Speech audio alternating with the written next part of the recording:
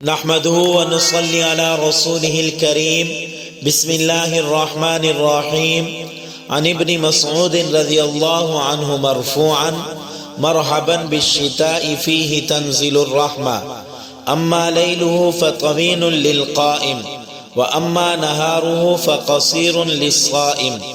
حضرت عبداللہ بن مسعود رضی اللہ عنہ مرفوعاً فرماتے ہیں، سردی کو خوش آمدید، اس موسم میں برکتیں نازل ہوتی ہیں، وہ اس طرح کہ اس میں تہجد کے لیے رات لمبی جبکہ روزہ رکھنے کے لیے دن چھوٹا سا ہوتا ہے۔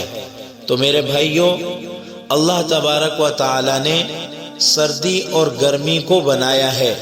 اللہ رب العزت ہی سردیوں اور گرمیوں کے خالق ہیں۔ سردی بھی اللہ رب العزت کی مخلوق ہے اور گرمی بھی اللہ تبارک و تعالی کی مخلوق ہے۔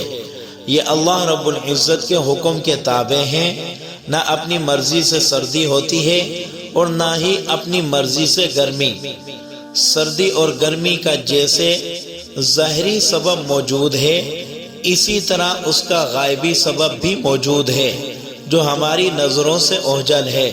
تو ہمیں سردیوں کے اندر بھی اللہ رب العزت کی خوب عبادت کرنی چاہیے اور گرمیوں کے اندر بھی اللہ تبارک و تعالی کی خوب عبادت کرنی چاہیے۔ سردیوں میں اللہ تبارک و تعالی کی عبادت کرنے کا بہترین موقع ہوتا ہے کیونکہ اس میں دن چھوٹے ہوتے ہیں۔ ہم سردیوں کے چھوٹے دنوں کے اندر آسانی کے ساتھ روزے رکھ سکتے ہیں اور سردیوں کی راتیں بڑی ہوتی ہیں۔ ان بڑی راتوں کے اندر ہم صبح جلدی اٹھ سکتے ہیں، جلدی اٹھ کر تہجد کی نماز پڑھ سکتے ہیں اور اللہ رب العزت سے اپنی ہر چیز منوا سکتے ہیں۔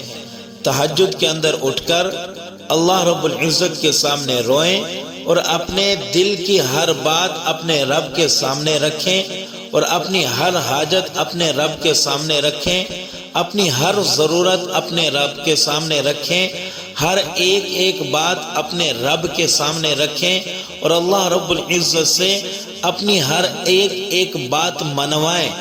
یہی بہترین وقت ہوتا ہے اللہ تبارک و تعالی سے منوانے کا۔